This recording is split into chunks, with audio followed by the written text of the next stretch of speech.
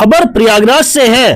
प्रयागराज में पूर्व केंद्रीय मंत्री मुख्तार अब्बास नकवी ने महाकुंभ की तैयारियों को लेकर पिछले 2 दिनों पहले अखिलेश यादव के ट्वीट पर बोलते हुए कहा कि जिन लोगों की मानसिकता में ही नकारात्मकता भरी हो, उन लोगों को हर कार्य में कमी दिखाई देती है। इससे वह समाज में भ्रम और भय पैदा करते हैं। कुंभ में जब संगम पर अखिलेश यादव स्नान करेंगे तो हो सकता है कि उनकी नकारात्मकता धुल जाए।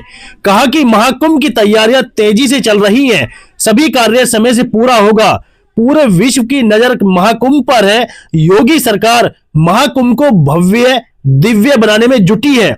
इस बार महाकुंभ पूरे विश्व के लोगों को देश की भव्य और दिव्य छवि को दिखाएगा।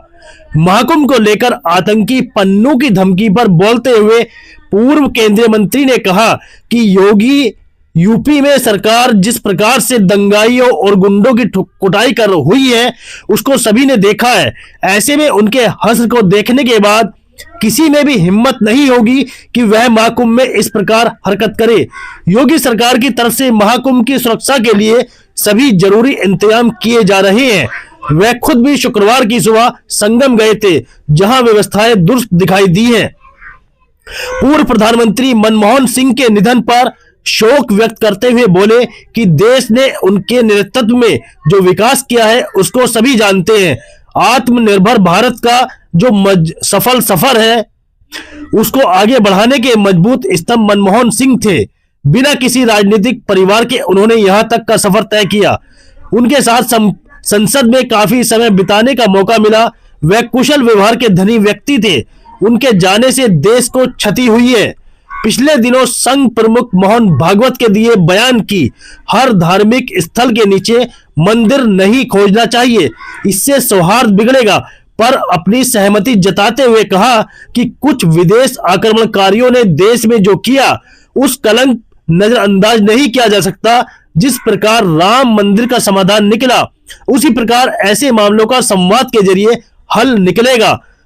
मोहन भागवत का कहना ठीक है कि ऐसे मामलों का संवाद से समाधान होना चाहिए। Bureau report, Prayagraj.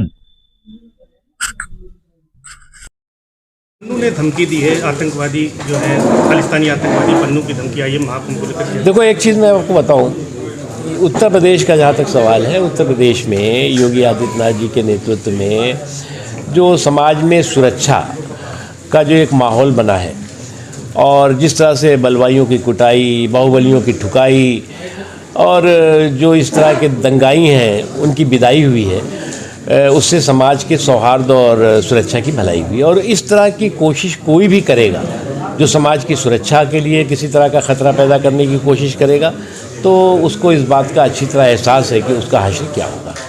संघ प्रमुख मोहन भागवत जी ने कहा है कि कुल मिलाकर जो पुराने धार्मिक स्थल हैं उनमें मंदिरों के प्रतीक नहीं ढूंढने चाहिए, इससे सांप्रदायिक सौहार्द खराब। देखिए, एक चीज़ मैं बताऊं कि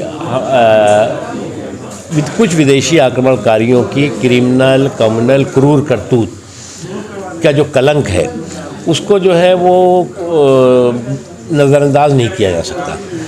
लेकिन उस कलम को जो है वो धोने के लिए जो है वो हमें कलह नहीं पैदा करनी है, बल्कि जो है वो उसके संपर्क के माध्यम से, संवाद के माध्यम से, समन्वय के माध्यम से उसके समाधान का रास्ता होगा। जैसे कि श्री राम जन्मभूमि पर का मुद्दा का समाधान हुआ है।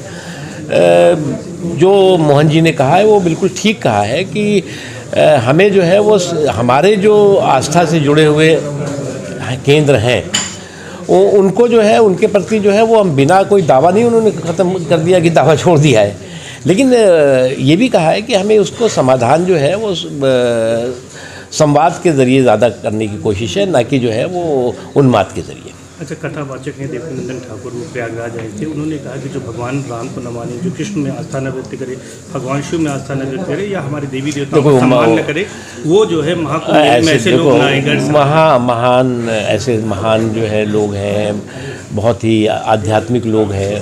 उन्होंने जो कहा उस पर हम लोग बहुत छोटे हैं, टिप्पणी नहीं कर सकते। ठीक।